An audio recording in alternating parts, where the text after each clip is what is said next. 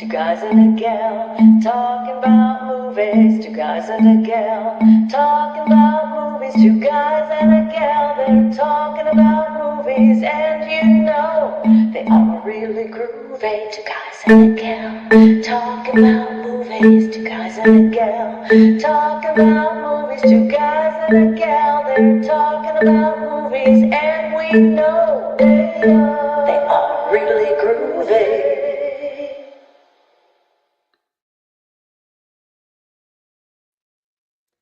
Hello, everybody. Oh, excuse me. Welcome everyone to another episode of Two Guys and a Gal talking about movies. And today we're going to be talking about this guy.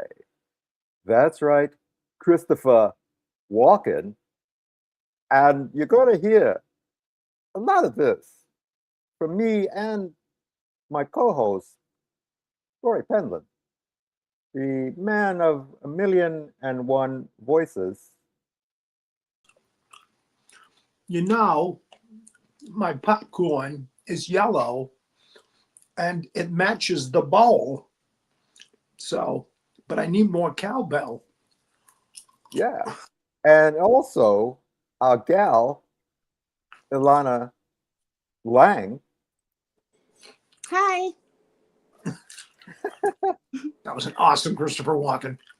That was the best. I'm not even going to attempt. I'm not good at impersonations. One of So, the guys Christopher that does the Walken. best Christopher Walken is Jay Maurer. He was one of the first. And Kevin Pollak were probably the first two guys to do him. And Jay Maurer says, one way to get the Christopher Walken kind of cadence is to add a syllable to certain words. So it's not word, it's words. You know. So that's one thing that'll help you with Christopher Walken impersonation. Okay. All right, good to know. So, Christopher Walken was actually born Ronald Walken, March 31st, 1943, in Astoria, Queens, in New York. He is an American actor, as we all know. He won an Academy Award for Best Supporting Actor for The Deer Hunter, and he's won a bunch of other awards over the years as well. As a child, Walken appeared on screen as an extra in numerous anthology series and variety shows during what's called the golden age of television, which is usually the 50s, 60s, somewhere in there. After appearing in a sketch with Martin Lewis on the Colgate Comedy Hour, Walken decided to become an actor. That's when he caught the bug. He landed a regular role in the 1953 television show Wonderful John Acton, playing the part of Kevin Acton, and during this time, he was credited as Ronnie Walken. But then in 1964, he changed his name. He changed his first name to Christopher at the suggestion of Monique Van Vuren, who had a nightclub act in which Walken was a dancer. She believed the name suited him better than the nickname Ronnie, which he was credited with until then, but he prefers to be called Chris instead of Christopher. So that's just a little bio on Chris Walken. And also, we kind of see him now as this kind of older man, but look at this handsome devil. Look at him. He was a hottie. He was quite the. That should be about the time he did the Anderson tapes. Right. Mm-hmm. Yeah. He was the kid. Exactly. Yeah. In fact, that was one of his probably one of his, if not his first role, certainly one of his earliest roles. Yeah. But yeah, and I think a lot of it, besides that very distinctive cadence of his, what really strikes me about Walken, as far as his features are concerned, are his eyes.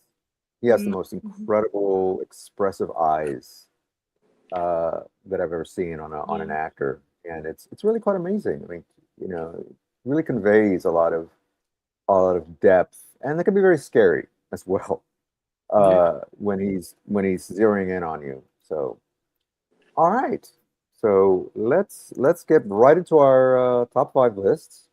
And Elana, as always, we start with you. So, what's your number one?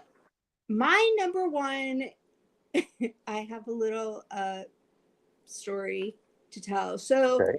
when I was about 12 or 13 years old, I saw this movie that was simply horrifying, and it Hmm. stayed with me for my whole life. And what I thought about this movie was that I was clearly too young to see it, but the Christopher Walken was one of the best actors I had ever seen. And my family was really into pop culture, so I had seen like a ton of movies. I was always like guessing Oscar picks and stuff like that. And this movie has basically stayed with me. And I watched it again as a 52-year-old. So 40 years Hmm. later, and it was still absolutely terrifying, and I will not get it out of my head. So that is my number one, is At Close Range. He is Okay. Okay. so terrifying in this movie. There's none of the warmth that he usually brings to movies. Like the warmth that he interjects in this movie is so Hmm. like you're just waiting for the other shoe to drop. You know that something horrible is going to happen. You know, when you see a smile and he laughs, like this is one movie Hmm. you just cannot sit back in your seat any moment. And it is phenomenal. And that's my number one. Oh, okay. Yeah. And it's kind of a gangster picture in a way. So they Sean live in Penn plays his son. Pennsylvania. They live in rural Pennsylvania. And Right. there's It's a Okay. kind of Sean like Penn a movie. Sean Penn and Chris Penn. boy group, like a guy Hmm. group who like go out and they steal things and they steal tractors and they Okay. Okay. have these very big heists. But you know, it's in rural Pennsylvania and they're selling Hmm. these It's like the things. Goodfellas of Footloose. So I live in Pennsylvania also. So I live Yeah. in urban Pennsylvania in Pittsburgh, fortunately. But I can say that there are some, as far as I'm concerned, some pretty creepy, off the map places in the Oh. middle of Pennsylvania. And man, his character is the lead of this gang. Like it's not necessarily what we think of as gangs like in the city. It's like Yeah. It's just like a group of group yeah. of guys, yeah, and a Hmm. lot of them are family, and they just like keep together and they take care of their families together, and but it Yeah. is he is so ruthless, and I don't really want to give much away because I really want people to watch this movie. I mean, this is, I think, his Hmm. most powerful performance, and as I said, it has not been out of my mind for a second. It was actually funny because in certain ways I was amazed at how they cut certain scenes so it was like tasteful and it wasn't gory or brutal in that way. But it doesn't matter. The he has a certain like dark charisma that just makes Hmm. you feel like, again, you can't trust this guy for even a second. Hmm. Cool. Even if you're family. All right. Well, thank you. Yeah. Yeah. Great So, movie. Rory, what's your number one? Um, my number one is an absolute guilty pleasure. Um, I wrestled back and forth with two guilty pleasures for one and two, and I thought one Hmm. was going to win, but it turned out to be Batman Returns. We played Mm. Max. Ah. As far as the character, he's so wonderful as Max Shrek in that. And I mean, the Penguin and the Catwoman are supposed to be the villains of the movie, but the real villain in the movie is Max Shrek, and it's Hmm. Walken. Yeah. And Mm-hmm. it's, Yeah. I think that was the turning point for him as far as going from like drama to more fun stuff. Hmm.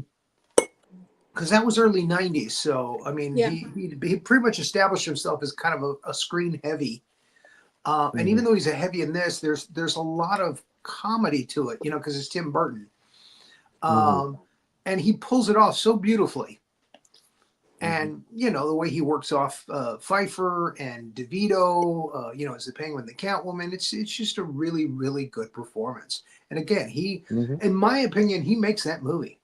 He makes it. Yeah. He takes it a cut above. Yeah. Well, that's the thing about Walken, I think, is that he's just one of those actors that is so good that you can stick him in anything and it's just going to elevate the movie. You know, you give him a character, and well, I'm sure there's exceptions, but for the most part, I feel that. I was just like, why did he agree to do this? You know, except for money. At least he brings something different to every role. Like he talks about how he learned from Strasberg, you know, to be fresh for every performance, and he really talks a lot about that. And he really does that in every movie. And I saw so many movies, I just couldn't stop watching them because every performance is different. Every performance is him doing something, and it's just amazing what he can do. Yeah. He can dance. Yes. That was my search criteria, was that he had to have a large role and that he danced in the movie. Well, we talked about this before the show. He started out in, you know, theater in New York, you know, doing musical comedy or musical theater. And we actually did Broadway. So he's actually, very accomplished dancer, as we know from the Fat Boy Slim video. And again, his performance, which includes a big dance number in Pennies from Heaven,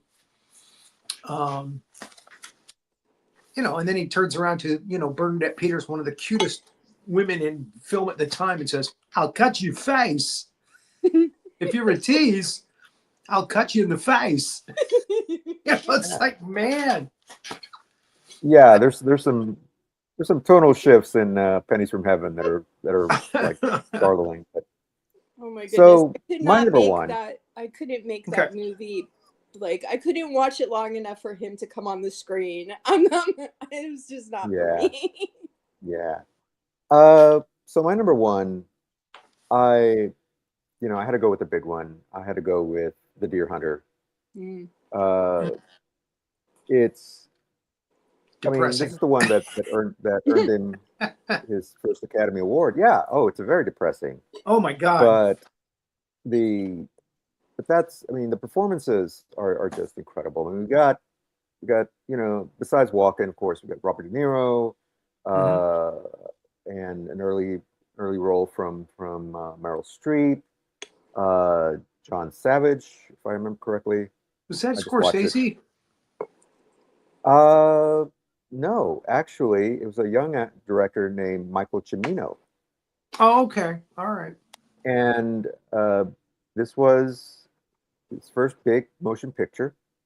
And what's interesting is that this guy Cimino pretty much brought down the whole auteur period of directors, where directors had full sway over the product, because of his next movie, which also had Christopher Walken in it, Days of Heaven.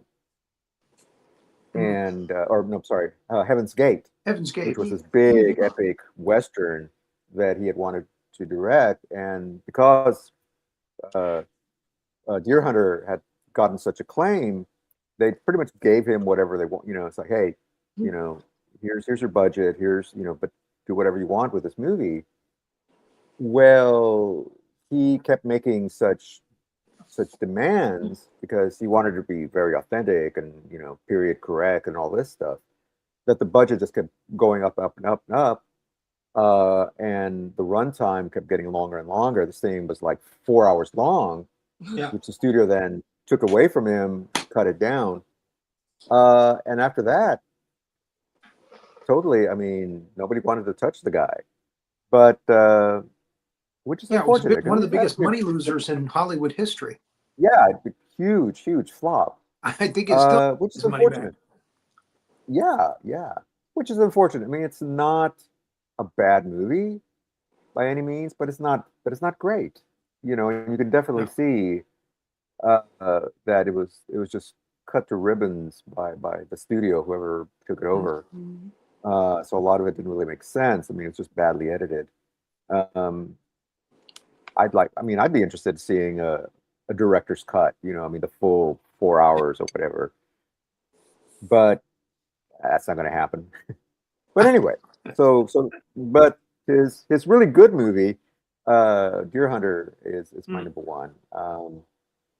It's just you can definitely see why he earned that Academy Award with his performance, uh, and uh, and just you know, it's just a great movie. It's one of the best movies about Vietnam. Mhm. You know, besides maybe Apocalypse Now, and Platoon ever made. So anyway, so Elana, You what know, is I didn't your realize number it, but two? you're right. Oh, Apocalypse Now basically just shadowed that movie. hmm, Yeah, yeah, yeah, and that was Francis Ford Coppola. He came right. in it like, but even that had its own Or troubled overshadowed, I should say. production and uh, uh, you know, which we've talked about that before, and the whole you know, and even the behind the scenes the documentary about it is also terrific. But Mhm. anyway, moving on. Alana, So what's your number two? the one thing I want to say is I don't. So one of the greatest things about Christopher Walken is every performance is pretty much stellar, and he's done Hmm. all different kinds of movies. So I let myself not watch any westerns or war movies because I don't really love those genres. So Okay. I want to say that I'm sure that those movies are amazing and I've read wonderful things, but I really do appreciate that he has done such a wide variety of roles that I could Hmm. not see those roles and still get such an appreciation of his work. I was able to find a movie I'd never heard of, and I don't know that most people have. My number two is a late quartet from 2012, where he plays a cellist dealing with Parkinson's. Oh And wow. Hmm. unfortunately, this movie doesn't have a lot of dancing in it. But this movie is very interesting because it's one of the few movies I've seen him play like just a understated, real human person dealing with, something. I mean, he's a cellist who has Parkinson's, and he has to make the decision to quit the quartet that he's in, which basically Hmm. is like the life of the four musicians. And this movie includes Philip Seymour Hoffman and oh, I can't remember her name. Keener.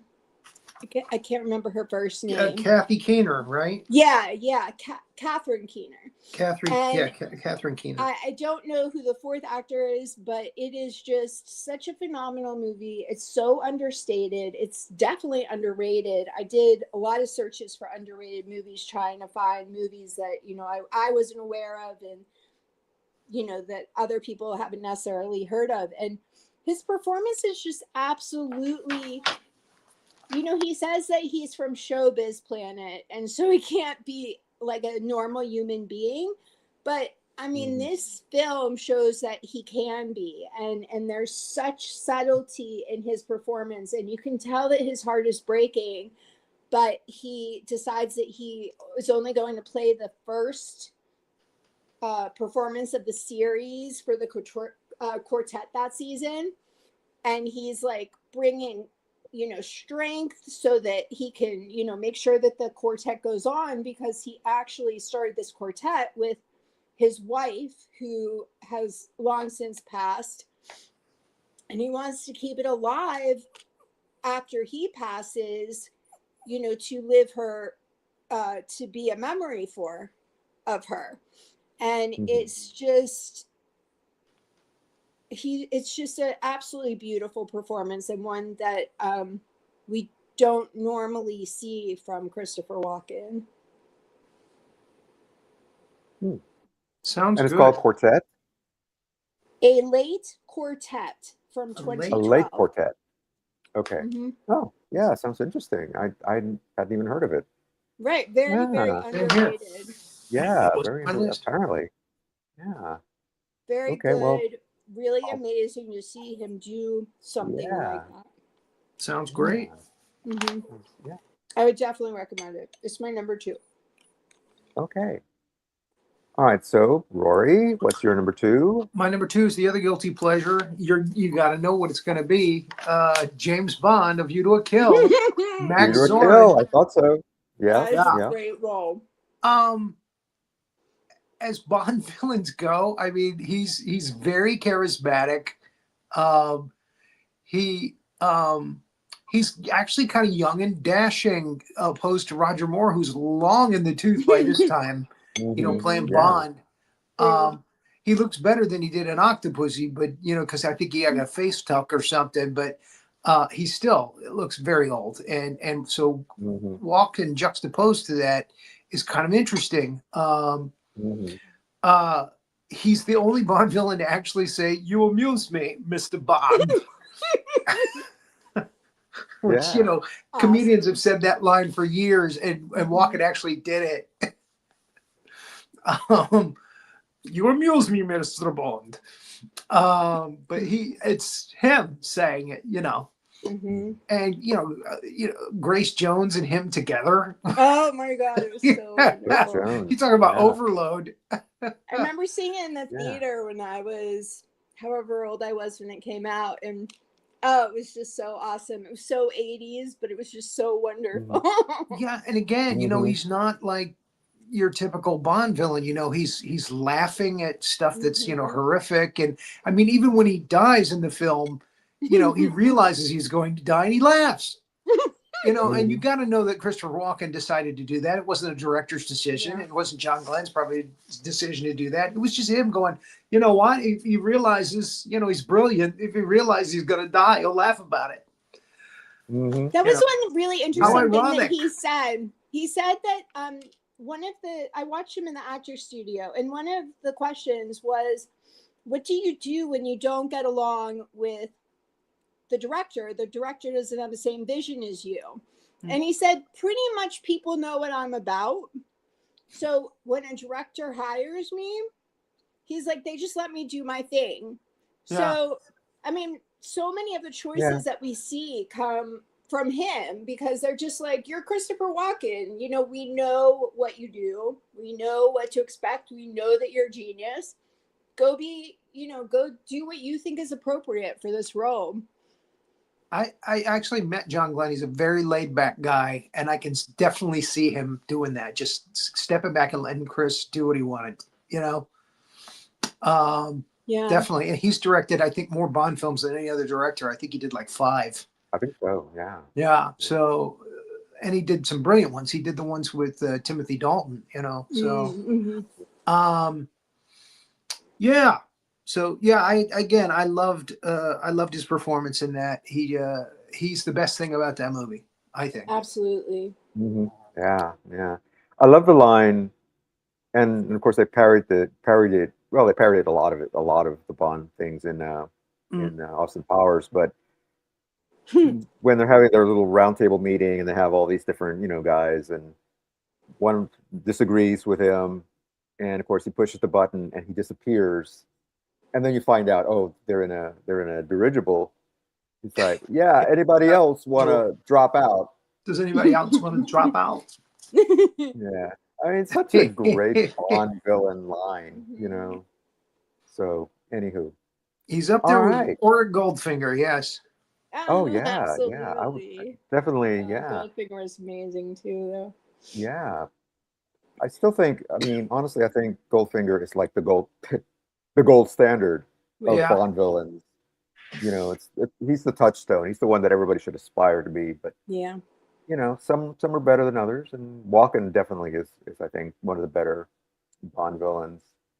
So my number two Mhm. is actually one of Walken's sci-fi adventures, science fiction movies called Communion, and he's actually playing a real person, Whitley Strieber, and he wrote a screenplay. He wrote the screenplay based on his book, and Walken plays a writer who's kind of having a bit of writer's block. He's trying to write another novel, but in the meantime, he's having all these weird, horrific, uh, uh, what he thinks are nightmares of him with these monstrous little creatures, kind of they're aliens, these alien beings. Uh, but his son is also seeing these things. And at first, he kind of dismisses it. It's like, well, no, it's just nightmares, it's hallucinations, whatever. Until he goes to a psychiatrist. Finally, they convince him to see a psychiatrist, and she does some hypnosis and memory regression therapy and all that stuff. And he remembers, even as a boy, having these weird encounters with these other beings.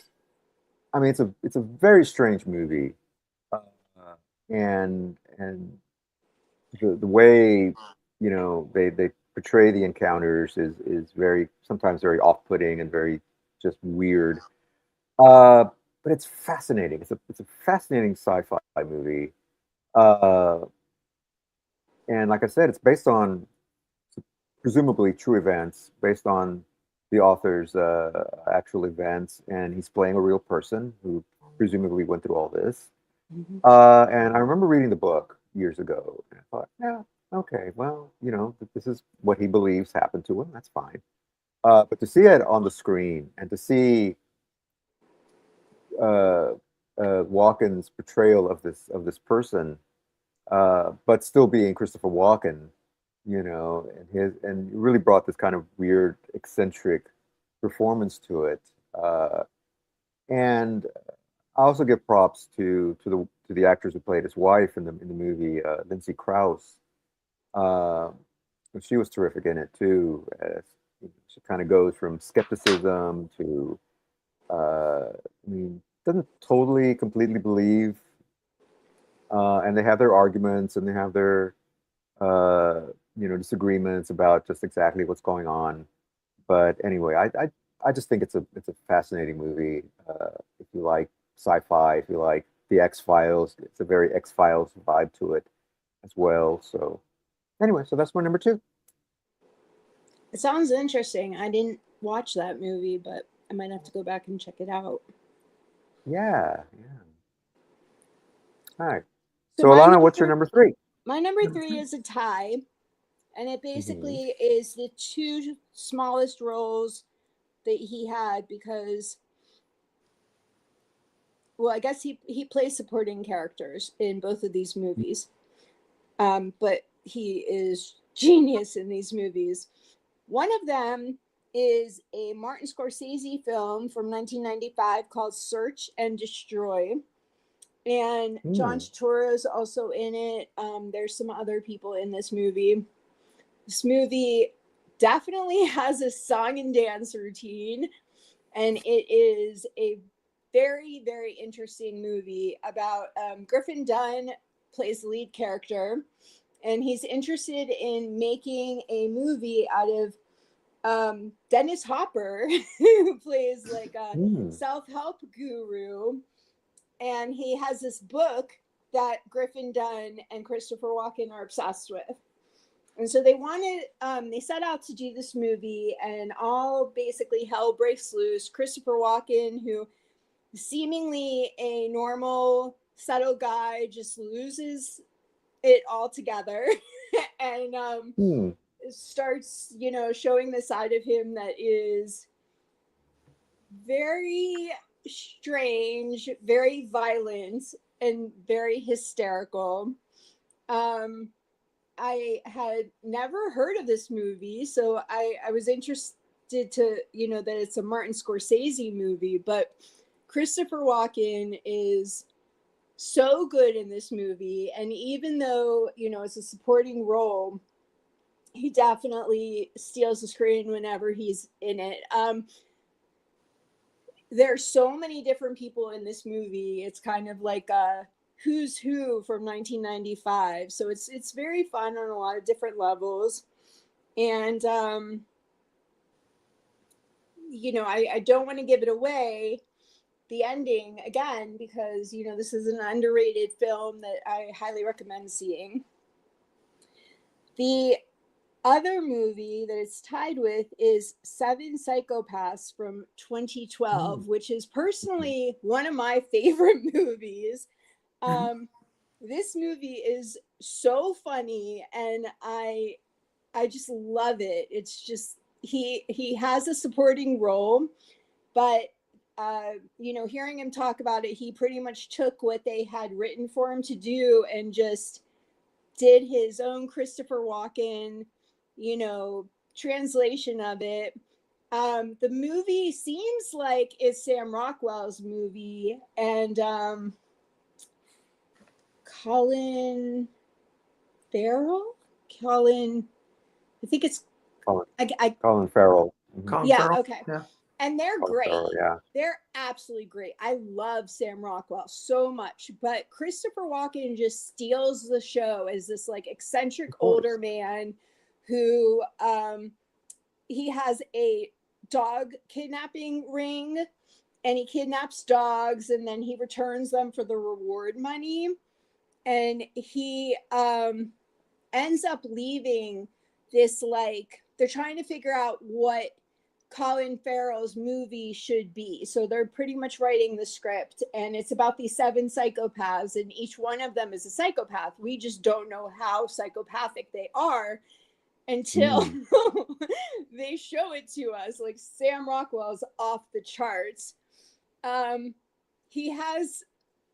Christopher Walken just has this subtleness about how crazy he is. And he leaves this cassette tape for Colin Farrell about what he thinks the movie should be. And it's just so sweet and endearing, and you just love him so much, and you want to like be his best friend, but you're like, okay, this guy is, But you're terrified nonetheless. Yeah. Oh, yeah.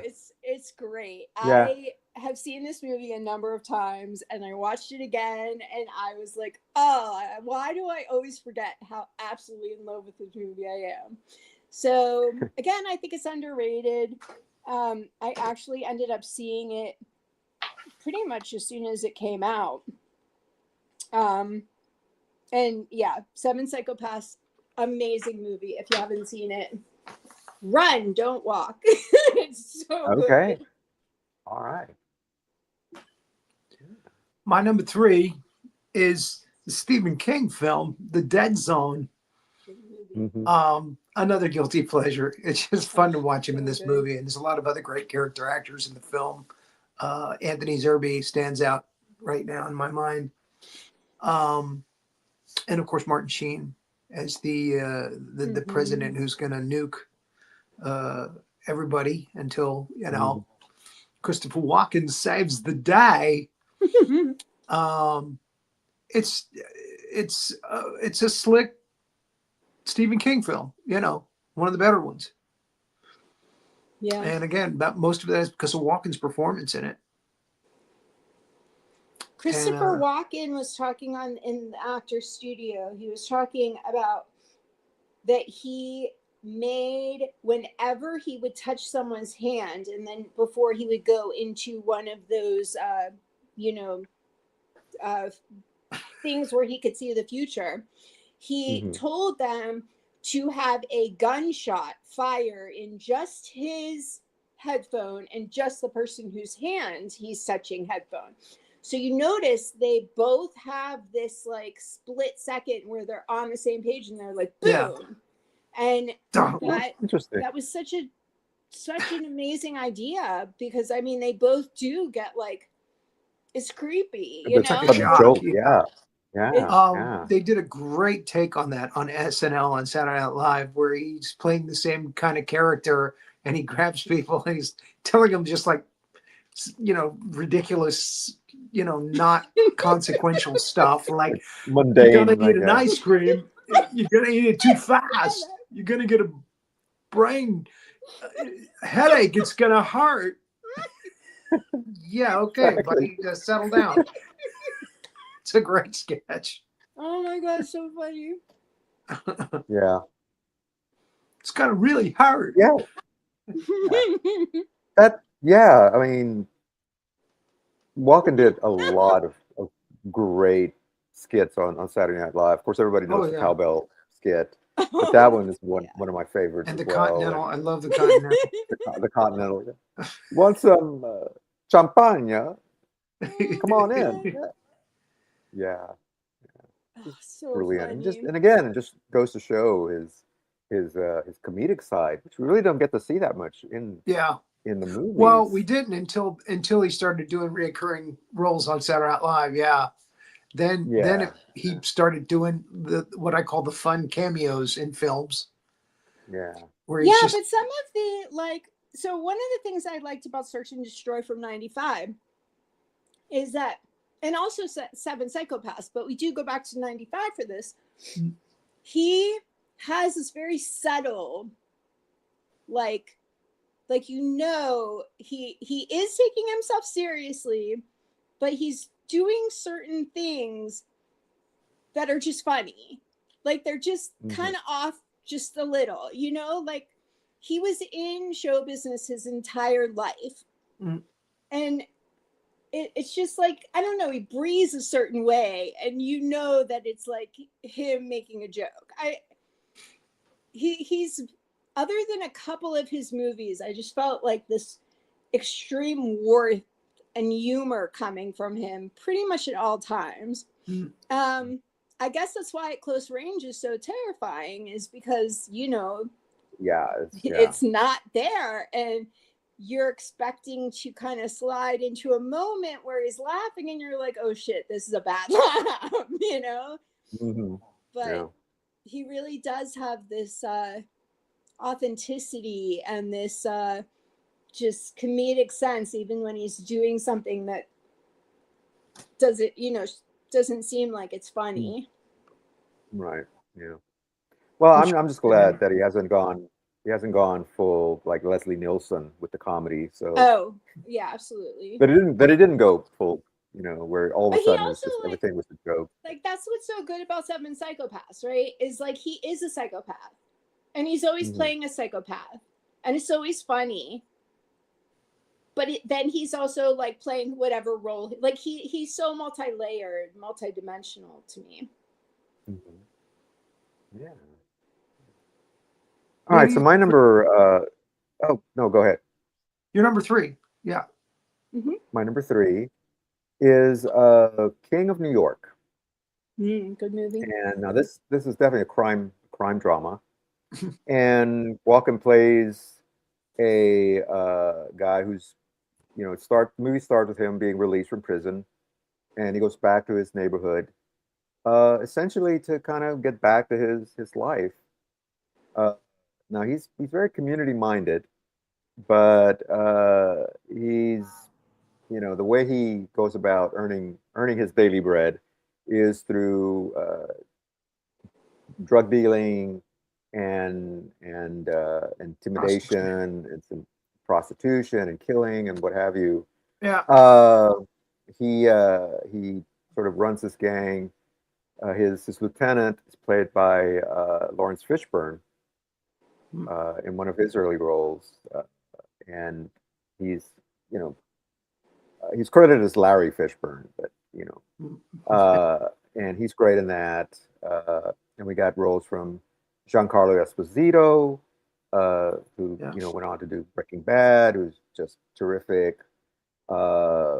Wesley Snipes, who actually plays a cop in this, along with David Caruso. The kiss of death. Yeah. Caruso. Yeah. Caruso. Yeah. Yeah. But this is before he redeemed himself with CSI Miami. Mm. Uh, anyway, um, and it's a tough story. I mean, It's a but of great course, Walken. cast. It really Yeah, is. it's a It's a great great cast. cast. It's a Oh great yeah. ensemble. But we're going to talk about this later in the show. This was my dishonorable mention. Oh, Oh okay, wow. all right. Yeah. I just thought it was so amateurish. I guess we'll talk about it now. The cat's out of the bag. I just thought it was so amateurish. I felt like it was a director or a guy that wrote the story, said, I'm going to direct it. And it was some terrible overacting. Walken was doing the best that he could. Again, Steve Buscemi kind of floats in and out of it. Yeah. Wonderful Oh wow. cast, fantastic cast. And it just, when you see off performances and it's just like too much, it's like over the top, and you're aware of it, that's just bad directing. It's just bad directing all the way around. So I could not get past that. And it just grated on my nerves.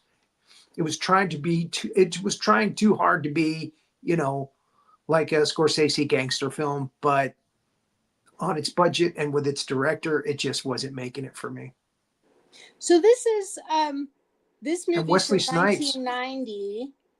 So I think that that's interesting because this is like an early movie. Um, Hmm. and this is one of the ones where if you want to see a good-looking Christopher Walken, oh, he is, and he does this little dance. This Yeah. like charming little dance. So like if you're not There's really some that sexy. There's interested, some dancing. yeah, Yeah. if you just want like a, I don't know. I mean, I was interested to see it. It wasn't my favorite movie ever, but Yeah. Christopher Walken is, I liked him in it. And of course, Hmm. yeah, the cast is amazing, but I agree. I mean, yeah, there's a lot When of when I some of watch the some of Wesley the Snipes and I say, "Wow, they couldn't rein him in a little bit," yeah. then I know, yeah, it's just not a good fit. It's not. yeah. It's bad directing. And it also kind of clashes because you do have Christopher Walken doing Christopher Walken's thing, and then you do have these Yeah. other actors over the top. And yeah, I can definitely see where you're coming from. Yeah. Yeah. I was just Yeah. too aware, you know, that they were trying Yeah, too hard, definitely. and it it just grated on my nerves. Anyway, But it's sorry about interesting that. to know that it is from Oh, no 1990. problem. Yeah. You know, like Yeah. I Yeah. always appreciate, your opinion. And I definitely see where you're coming from, and I agree. As far as Christopher Walken is concerned, though, as I said, I think it's a good performance, and I think it's interesting that it is His from performance is 1990. okay in it. Yeah, I mean, he does the usual brooding Christopher Walken, and Frank White's character is an interesting character in the fact that he's so bad, but you feel like with the community service stuff that Yeah. he's wanting to do something good, you Hmm. know. But then he kills a lot of people, and it kind of got That's ridiculous, you know. Oh, he's giving to a children's hospital. Oh, he right, just killed a right. whole bunch of people. See, that was pretty interesting about Search and Destroy too. Is like Search and Destroy is like, I don't want to, put this guy's self-help book together for the money. I'm doing it because I just want to do something important in the world. And then he's just like randomly like shooting people in the face. And it's just like, There it Oh, is. there you go. okay, good job, Yeah. guys. I thought I was going to hate Dogs of War. Um, it was very low budget, but he's really good in it, and it's some really bad makeup as far as when he gets beat up. I mean, really noticeably bad Oh makeup. no. Uh, Mhm. but again, some great performances and acting in it by other people. Notably, Colin Blakely, the British actor who plays a reporter that's stuck in this country that he goes to kind of do a little espionage. And then they go to depose the guy that's funny. We're talking about this now with Venezuela, Mhm. where they go to try to depose and put a new puppet person into office there in this country, this little country. But actually, that wasn't a bad film. That wasn't as bad as King of New York to me. Yeah. Yeah. No, I like Dogs of War too. No, I oh man, I should have put it on my honorable mentions list, but I didn't. But you know, that's fine. I'm glad I got a mention. he's in done this. a lot of movies. Yes. A lot. Yeah, He that does not I say no to work. He said that if he is yeah. open, he will take whatever he's given. Again, it's a solid Right. film performance in Milagro Beanfield War, but it didn't make my list. You know, Wait, what Yeah. number are we on? We Manny, just Four, I finished. believe. number We're 3? number 4 now, right? Oh, number 4. Yes. Okay. Yes. So my number 4 is another underrated movie. Around the Bend from 2005, which is a road trip movie. And he dances in it. And actually the dancing's very, very sweet because this movie is a road trip movie where a son and his son and then his dad and then his grandfather are supposed to go on a road trip. The grandfather ends up dying, so he can't go on the trip. So it's Christopher Walken, and then the person who plays his son, and then the person that plays his son, who is a young boy. Okay. And the dancing scene is very sweet because it has Fat Boy comes Slim. up later. Well, no, but the young boy does the dance when Christopher Walken's character, and we'll say, can't do it anymore. And it's about, you know, this very estranged relationship between Christopher Walken's character and his son. And we end up finding out that he actually did something which made him leave the family because, you know, his son thought that he just abandoned his family. But Christopher Walken's character comes to light that he did something that made him feel like he shouldn't be with the family. He was actually being destructive to them. And I don't want to give it away because I don't think too many people have seen this movie. But again, it is Around the Bend, and it is a super fast watch, and it is really sweet. And I'm glad I saw it. I hadn't heard of it before. Oh. You're giving us some great suggestions. Yeah. I wanted to find great. movies.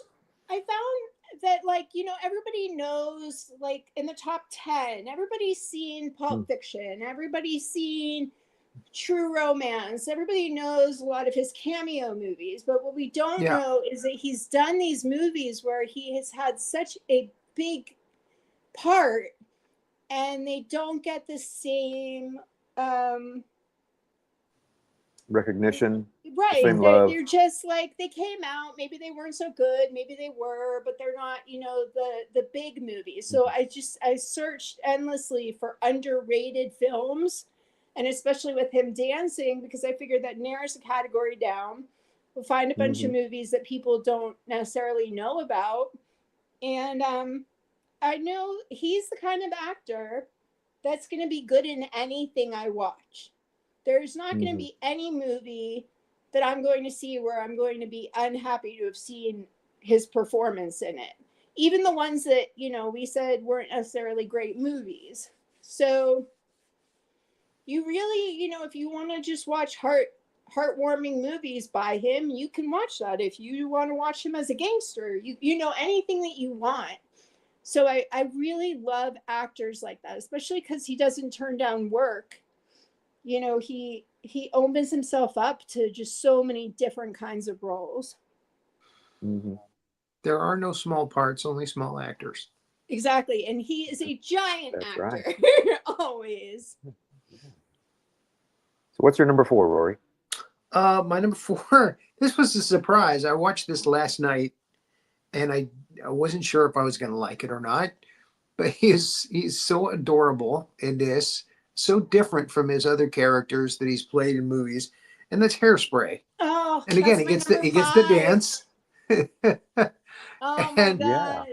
god. overall, as a movie, it was okay. But his performance in it was definitely, of course, he's overshadowed by John John Travolta and Travolta drag was as the mother. insane. I was Yeah. like, But where's John Travolta? I saw his name in the credits. Where is he? Wait, there's something weird about that yeah, mom. he's the mom. I know. It was so. I kept looking at him. Well, it is a like, John no, Waters there's something movie, I'm so missing. Oh, it's brilliant. so It's just amazing. So, Divine had already died, so yeah, they had to get somebody in there. they had to Oh, get I somebody in love drag. John Waters. I Yeah. love John Waters. I gotta tell you, I preferred the original, the non-musical version of Yeah. Hairspray, but yeah, I mean, I thought it was pretty good. It's decent. The music is nice. I like the message about inclusivity and Mm-hmm. uh, prejudice and all that. Uh, Again, it made the my list just performances were because great, his but performance was yeah, so different Walken, from everything he yeah, did before, that I had exactly. to put it on the Oh, list. it's so It was an great amazing when He transformation. was when he was Michelle terrific. Pfeiffer's Exactly. character is trying to seduce him, and he's like, "Wait, I have another toy," and he's bringing her on Yeah, the he's this little swing. milquetoast, So Mhm. great. comedy shtick Mhm. novelty No, and guy. I don't really like, I mean, I like John Waters, but I don't really love musicals. As I said, like, I couldn't make it even until when Christopher Walken appeared when I was watching Pennies from Heaven. Although I do want to say Bernadette Peters is like a complete goddess. Um, Oh, gorgeous. Yeah. but Hairspray is so fun, and his character was just like so sweet and innocent and Yeah. loving and beautiful, And and again, and it's Christopher Walken. there's That's the irony dancing. of it. So Yeah. wonderful. I love that movie. Cool. Yeah. Well, my number 4, actually, we've actually already talked about these movies, but it's a double feature, and it's his two big villain roles, which we already talked about: Batman Returns and From a View to a Kill. Okay. Um, love both of the, love both. Max Zorin, terrific villain.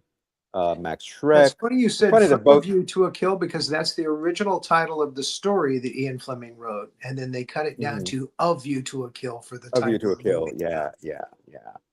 But From a And View just to a the Kill fact is that about a motorcycle a guy that's killing motorcycle the guys that deliver secret messages to mm, spy organizations, and there's a motorcycle guy that's killing him on the road, and Bond has to catch him. So it's From a View to a Kill, and Bond has to catch the motorcycle guy that's killing the agents who are trying to deliver the secret messages. And it's a short story. oh, okay, Interesting. yeah.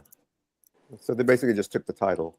Yeah, Yeah. that sounds like more like a episode of the Avengers than a Bond movie. But yeah, I can see why they changed the plot. Yeah.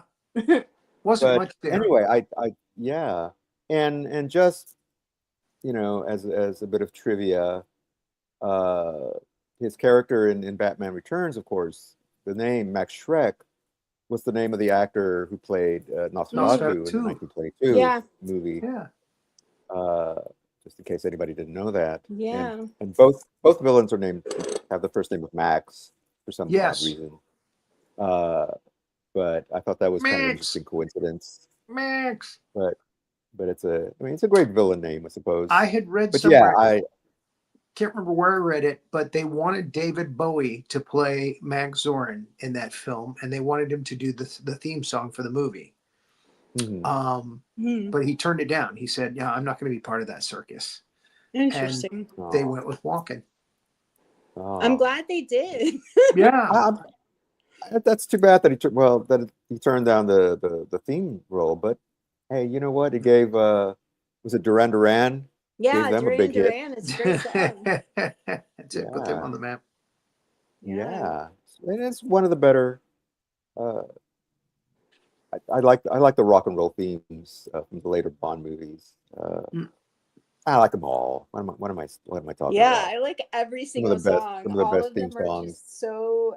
Yeah, I mean, I there's don't some know. that are better than There's others, something I about think. But sitting in that movie theater and you see the little clip in the beginning and then the Bond movie music starts and it's just like yeah, I always get butterflies and I'm so excited and they have yeah, not disappointed. Every song is just oh, it gets you so in the mood for a Bond movie. You know what's funny is exactly. that the Doctor No, the opening credits at the beginning of the film are different.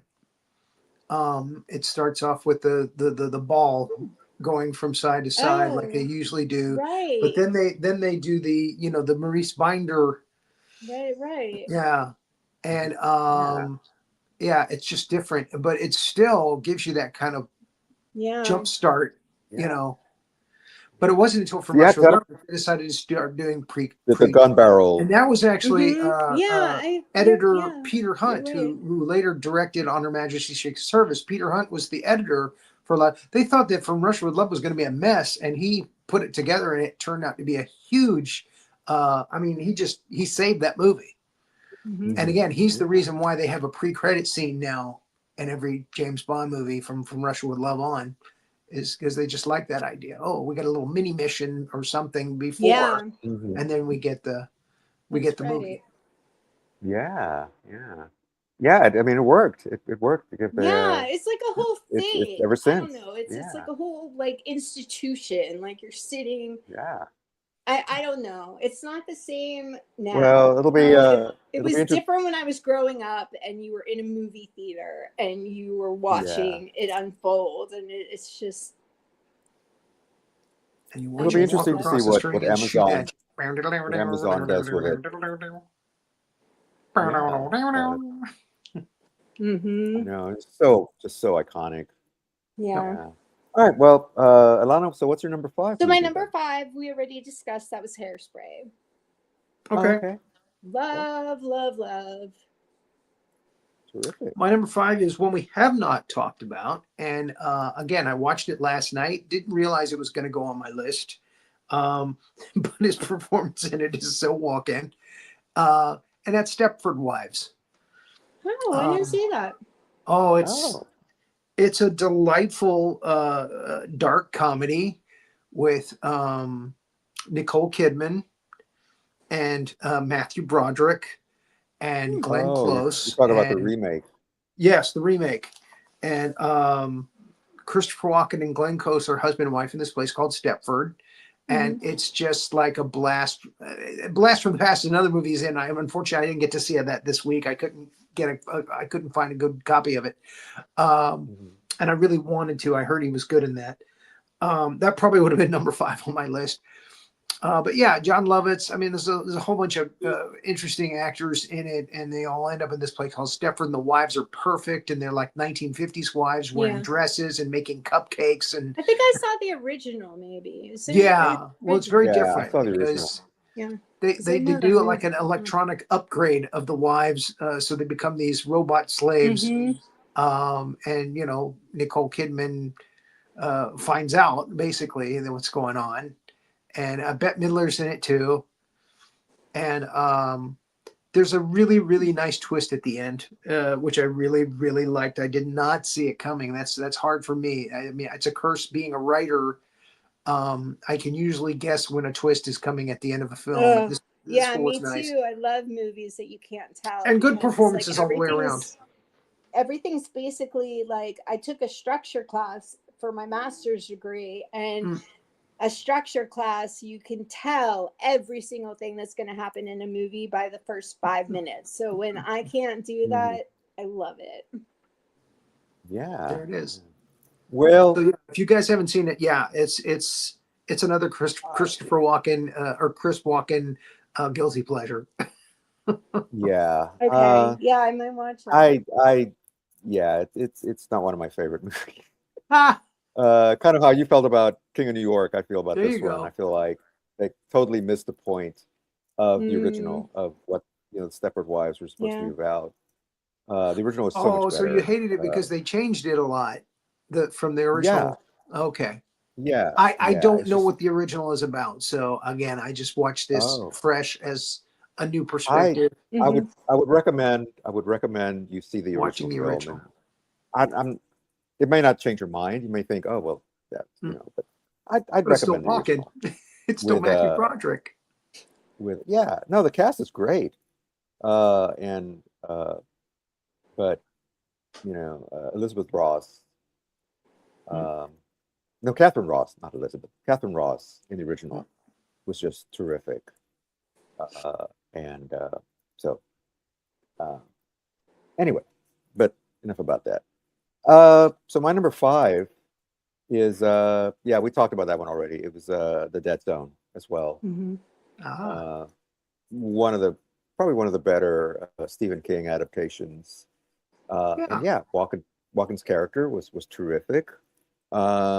You almost kind of expect Walken to play the bad guy, but him playing Yeah. the good guy in this one, Right. who gets these psychic powers after this horrific accident that he had, Mm. um, was great. I don't know if did you guys ever see the TV series that was made about it with Anthony Michael Hall? Did not. Oh, I think I saw. Uh, I think I saw it, like I it a was know it of few was it, okay. but episodes. It was okay, but the movie was still just So terrific. this movie was Uh, also directed by Cronenberg, and I just want to say that I really, really appreciate his directing, and I think mhm, that between I love Stephen King, and Stephen King, like I never have enjoyed reading novels ever, and I was like yeah. obsessed when I was growing up with Stephen King. I Oh, I was read the same way. I loved reading so Stephen many King of and his Anne Rice books, too. yeah, me too. but Me really too. Yeah. Cronenberg like puts this creepy spin on it. We should do Mhm. Cronenberg. I love Cronenberg. Oh, Um he's on the list. and he He's coming up. Cronenberg's got some interesting films. he and Christopher Walken make this movie what it is. I mean, Martin Sheen's great, but I didn't really, I have it to give a it nod wasn't to so much about Herbert him. Lom too, the British actor who was in it as the psychiatrist. Mm, Was he just a Mhm. doctor? He wasn't a psychiatrist. He was a doctor. oh yeah, he I think was he's just a really doctor. Yeah, Uh, good he's just a too. doctor. but Yeah. yeah, I mean, Yeah. Yeah, such a great character actor, and everybody sees him as the Pink right. Panther, as Inspector Mhm. Dreyfus, but he was so good in Yeah. that. Yeah. Yeah. So so what's I have a couple honorable mentions. yeah, I was gonna say, what's your honorable mentions? Okay, so my first honorable mention is because of Christopher Walken's role, but also because it's Mhm. an interesting movie. From 1997 is Suicide Kings, and I love this movie. Right. There's a group Yes. of like prep school college kids who Mhm. one of their sisters was kidnapped, and so they have to put together $2 million, and they all are wealthy, but they all feel a certain level of guilt, and so they don't want to go to their parents and ask for the money, and they don't have they don't have the funds liquidated at the time, so they decide it's a great idea to kidnap this very scary gangster, who's Christopher Walken. And Christopher Mhm. Walken is just, he is sitting in a chair tied up, and he's basically leading every single thing that happens in this film. And I've seen this movie a number of times. I always enjoy this movie, but it's just great. And it's also really interesting because again, this movie has a lot of people who are pretty well known in 1997. So it's an opportunity to kind of get a feel for 1997 and who was around at the time, and Mhm. it just it's so good. And I'm not going to say what happens at the end, but at the end you just feel like you won and it's satisfying, and really, I love this movie. Hmm. The other movie, he has a little bit of a smaller role in, but I just had to talk about it. It's called Scotland, PA. It's from 2001, and it's a 1970s, basically remake of Macbeth. And it's Oh, a that's right. Yeah. family who owns a burger joint. And I miss this. I remember it came out as a little indie film in 2001, but I hadn't seen it. And I'm really glad I saw it. Oh, I can't remember. The woman, the Lisa from News Radio is in this movie, and I can't remember what her name is, but she's so good. And the movie is just really, really interesting. It's this like rural town, Are you talking about Holly and Hunter? no, like More Tyranny or something like that. I think maybe it is More Tyranny. When I was in grad school, we were obsessed with News Radio, and one of my really close Yeah. friends at the time had like this giant crush on her. I think it is More Tyranny. And It is. he It had is. an opportunity to go out on a date with her, and he was telling me about this date, like a friend of his fixed them up, and he could not talk the entire date. And so she's kind of like in my Yeah. mind, you know, she's a little bit of a goddess too. And if anybody hasn't seen News Radio, it's such a great, great show. Oh, yeah. Yeah. Phil Hartman. I was thinking broadcast news. I'm sorry. I forget. Jimmy James is an actor who is in like everything, but I can't remember who he is. It's also the guy from Kids in the Hall. It's such a great, great show. But this was a very interesting movie. I love, you know, rewrites of Shakespeare, you know, like updated or whatever people want to do with it. It is very interesting. And there are moments you're just like, this is completely crazy, but it's so good. He's an investigator who comes to the small town to help them, you know, find out, because there's a murder. So they're trying to figure out, you know, who's guilty of this murder. And, you know, if you know Macbeth, you know that like the characters unravel in their own time. So these characters start to unravel in their own time. And it's just kind of all surrounding Christopher Walken, who is charming and humorous. And then, you know, once he starts to realize who the suspects are, he just gets really serious. And so you see him kind of make this arc, and I think he kind of carries the movie in a way because everything's happening around him. But yeah, it was really very interesting on a lot of different levels. And again, that's Scotland, PA from 2001. Okay. And those are, you know, there were other really good movies, and they just didn't rise to the level of those two. And then, of course, you know, I highly, highly recommend Inside the Actors Studio from 1995 with Christopher Walken talking to James Lipton about, you know, how he feels about acting and how he is an actor and what that means to him because he's been an actor for his entire life. And, you know, he just has such a passion for acting. He studied with such amazing people. And it's really fascinating to hear. And we also got to see, I guess this is a bizarre honorable mention, but when he was 13, he did a movie called The Boy Who Saw Through. Did you guys see this? No. So he's under Ronnie Walken at the time, and he's a 13-year-old, and he can see through walls. And it's based on a book by, I can't remember who, but it's just really, it was like his first credited film role, even though it's a 23-minute film and it's available on YouTube. You can just, search for Watch the Boy Who Saw Through. And it's really fun to see him do something, when he was 13. And he is already a professional at that time. So Interesting. those Okay. are my three. All right. Rory, what are Um, your honorable mentions? as we said earlier in the show, there was a period where mostly the 90s where Walken was just doing fun cameos in film. So that's going to be my honorable mention list, is the fun cameos. It started around the time True Romance came out. Right. And he plays Vincenzo Coccati. And again, he has a wonderful scene with Dennis Hopper. Dennis Hopper, yeah. They go back and forth.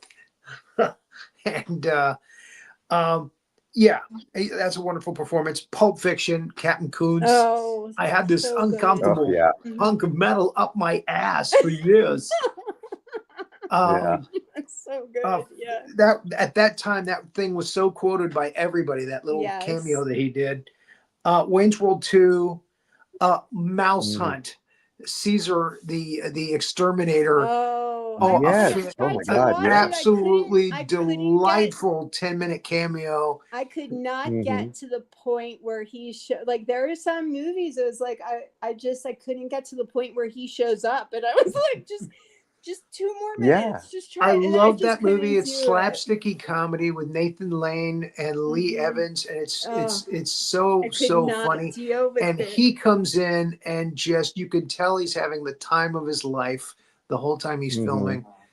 Wonderful movie. I saw some scenes of just his work in the film, and it was great. And I really wish I could have like tolerated the movie to watch him, because his scenes were good from what I saw. Right up to the part where they cart him off in a straitjacket. Sleepy Hollow. He comes out as he puts his head on at the end of the film. He's the headless horseman with the head. He's the Hessian horseman. And he's got the sharpened teeth. He sharpened his teeth with a blade. Joe Dirt, Clem. That's a funny cameo right up to the end. Catch Me If You Can. He plays the father in that. Click. He plays Morty, the guy that gives Adam Sandler the remote control of life. Yes. He's kind of like the devil. And Jungle Book, the CGI Fest version, where he plays King Louie, who's kind of like King Kong, giant orangutan, with Christopher Walken's voice. So it's interesting. An orangutan king in the jungle with a New York accent. I'm kind of a purist, because that was one of my favorite when I grew up, when I was growing up. So I didn't see that version. Yes. But I kind of want to now. Well, and again, Scarlett Johansson as Ka was an interesting choice. Her voice. Wow. Yeah. Bill Murray as Baloo the bear. That makes sense to me. Yeah. So it's interesting because they're very distinctive voices for these characters, and that's the way they made it work. They made you come to the movie theater to see it again. Yeah. So those are all fun cameos that he did. Yeah. Cool. All right. So my honorable mentions, actually, I think we pretty much mentioned everything. Sleepy Hollow, Blast from the Past, the dad, Brendan Fraser's father in that. Yeah. If anybody hasn't seen it, it's about this family who are so paranoid, about the Russians attacking or whatever. They have this. They become isolated in their shelter, their bomb shelter, and they emerge some 20, 30 years later into the new world, into the world of the 80s, and it's a fish out of water, time travel kind of thing. But Walken is just precious in that, as the dad, and everybody with their 50s fashions in that area. It's just wonderful. Of course, Pulp Fiction, True Romance, Pennies from Heaven, Joe Dirt. We talked about that. But there's one we haven't talked about. Another one of his horror movies, and that's The Prophecy, The where he plays Prophecy. Gabriel. He Yeah. plays Gabriel, the archangel Gabriel, and I thought it was a terrific performance. I really enjoy this movie. They It's a did like And again, great it's five, one of my performance. straight to It's a VHS sequels to that, didn't they? it's a oh great yeah, the Games. sequels were performance, terrible. but it is hard to watch that movie. I'm I collecting a had paycheck.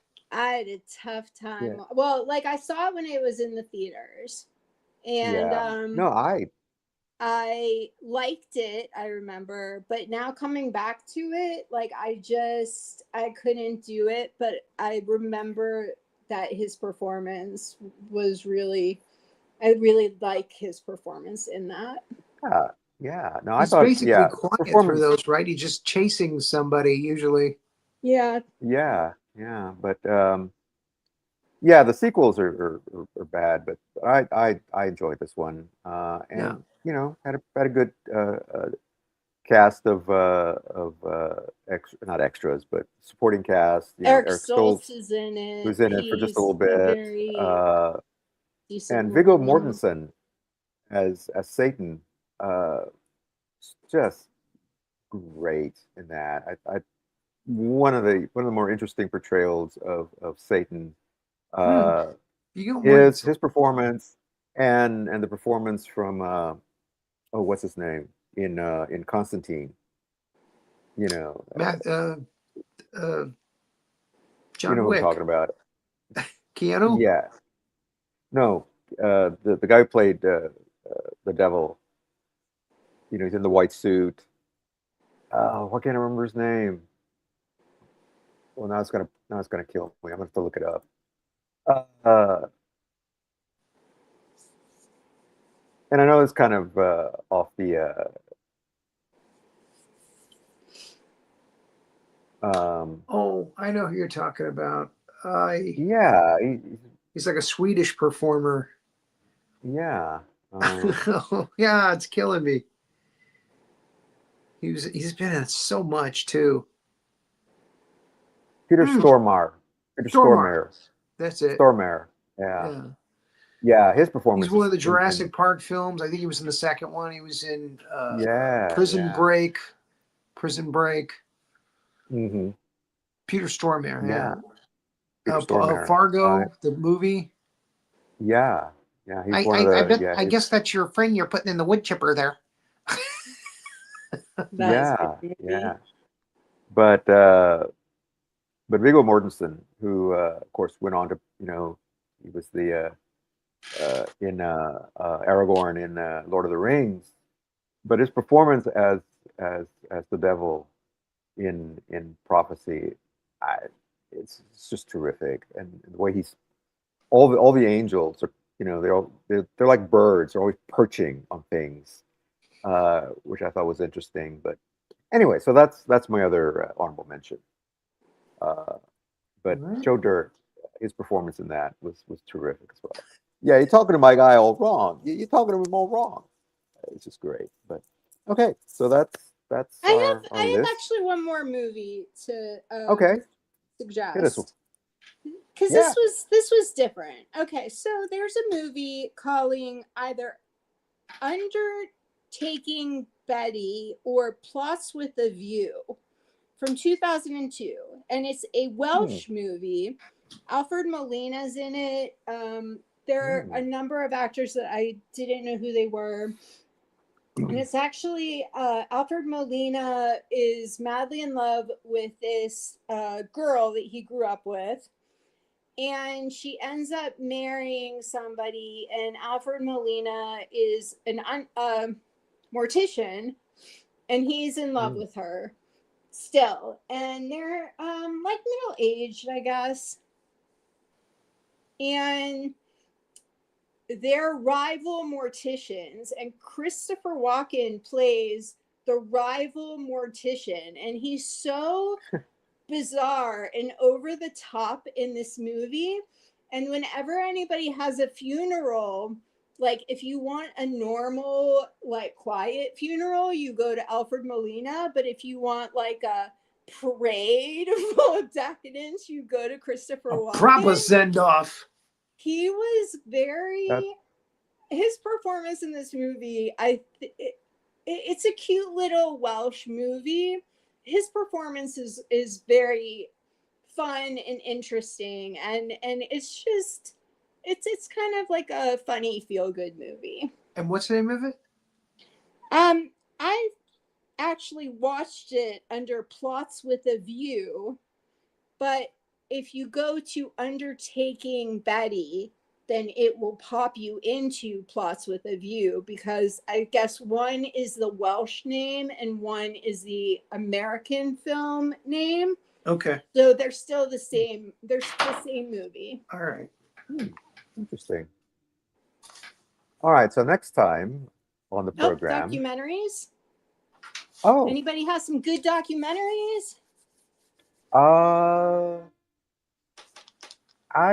I don't know if I've already recommended this one last time we talked about that, but I would highly recommend Lost Souls, about the making of Mm-hmm. the Island of Dr. Moreau with Marlon Brando. Marlon Brando and Val Kilmer. I rewatched it after we talked about Island of Dr. Moreau.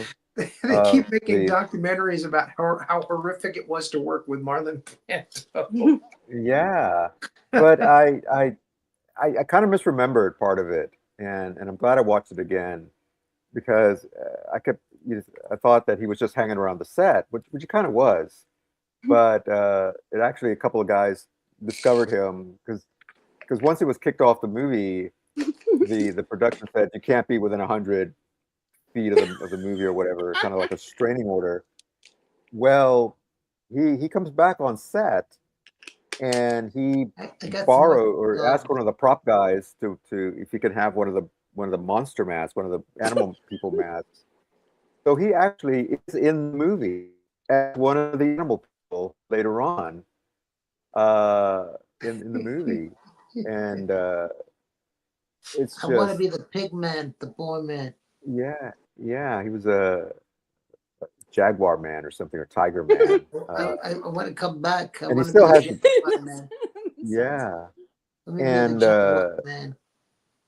and the one reason they hired John Frankenheimer to direct the movie, besides being, kind of old school Hollywood, was that he had this reputation for able to handle difficult actors.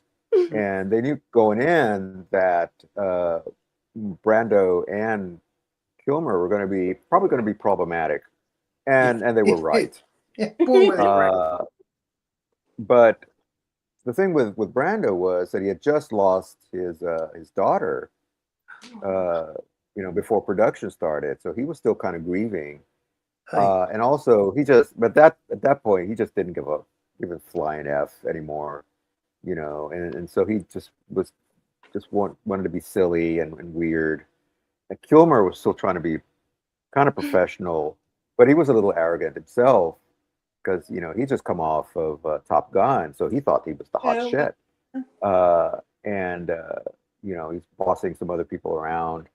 And I'd forgotten that Rob Morrow, who was on Northern Exposure, was in the movie, but his role kept getting cut down, and there was a German actor who played what's his name? Malinga. No, the houseboy, the housekeeper, M something. His part kept getting cut down because Kilmer kept taking all his lines.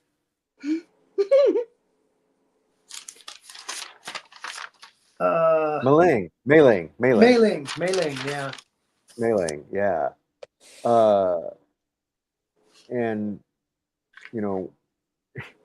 And and Brando kept messing with him. He's like, so you're the German actor, right?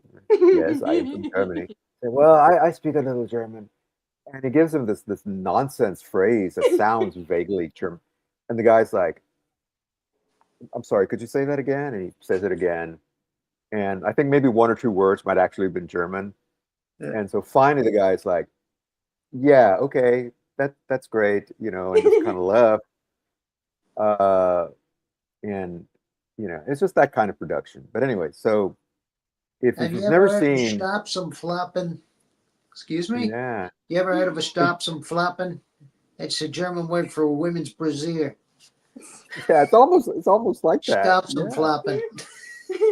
lots of- oh man, but yeah, the whole production was fraught right from the beginning with this crazy director who he actually hired a witch or a wizard or something to bless the production and help him with it and all this stuff and uh, anyway, so that's my recommendation. It's Lost Souls, the making of Island of Dr. Moreau.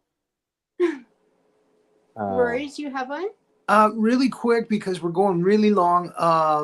Since we talked about James Bond earlier, they just released the latest of a zillion documentaries on making James Bond movies. Every 2 or 3 years they come out with one, but it was really good. It was about Daniel Craig's experience with the Bond franchise, and That sounds it's really it's called Being. I think it's called Being 007. It might be called Being James Bond. Oh, cool. But I think you can find it on YouTube and different places where it's free. And yeah, it's really nice documentary on the making of Casino Royale through No Time to Die. And they also go through some Bond, the earlier Bonds, they give them nods here and there, and they show clips from the earlier films as well. So it's a really nice documentary of that. Cool. Mine is a Netflix one, and it probably has the worst title ever because it's just so explanatory of what it is. But it's called Secret Mall Apartment. And Secret Mall Apartment on Netflix was released, I believe, this year or the very end of last year.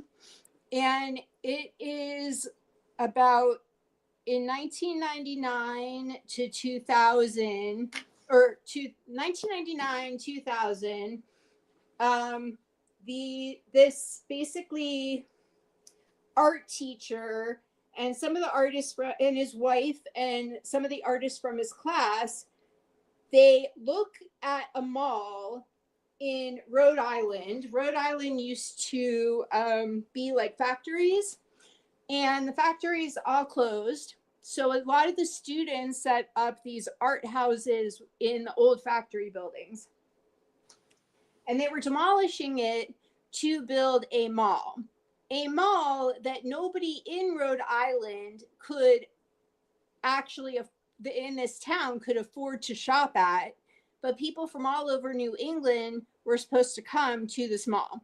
So the mall had to be shaped in this very strange circular way because of train tracks and the rivers.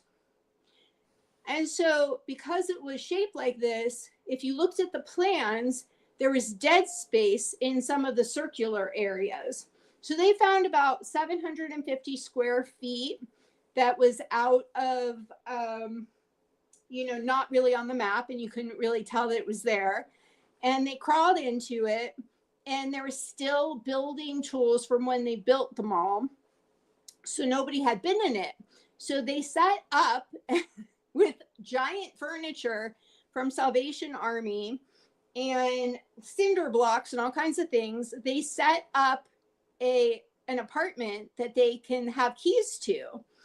And it's about, their installations. They did some very interesting installations in New York City after September 11th. And I haven't finished the documentary yet, but other than having a name that's just self-explanatory, it's fascinating. It's exactly what I was doing in 1999, 2000, like talking about art and, discovering all of this,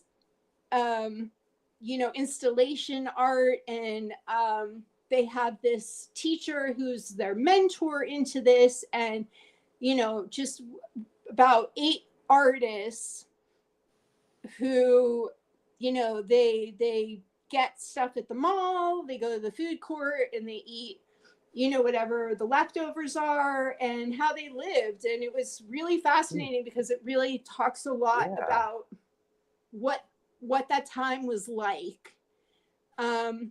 You know, like for me, I was in grad school, but there was just a very interesting artistic kind of skew that happened. And it's, from what I've seen so far, it's not only it's nostalgic, it's very interesting, and it's a good introduction to, you know, different kinds of art, including tape art, again, installation work, and that secret mall apartment on Netflix. Okay. Well, good. Sounds interesting. All right. Next time, on February 9th of this year, we are going to be talking about a terrific actor, Samuel L. Jackson will be our featured Okay. subject on that day. Got a feeling I know what everybody's So- number one is going to be. Yeah, I've never seen it, but I- I'm hoping mine snakes on a plane. honestly, I was surprised and pleasantly surprised by the just the very different selections that we got for Walken. You know, I thought everybody was going to have the Deer Hunter. I thought everybody was going to have, you know, all these, but Oh no, I'm but going to no, find we something had a very, really very diverse interesting and underrated for Samuel and L. especially Jackson. I especially like the your selections, Elana, the lesser known ones. So good for that, and of course Rory always has some terrific choices. So all right, well, we'll see what we get for Mr. Jackson next time. Okay. So until exciting. then, thanks everybody for watching, Thank and you. Have a good keep night. going and keep watching movies. Thank you for watching this episode of Two Guys and a Gal Talking About Movies. Be sure to like and subscribe to our channel, and click the notification bell.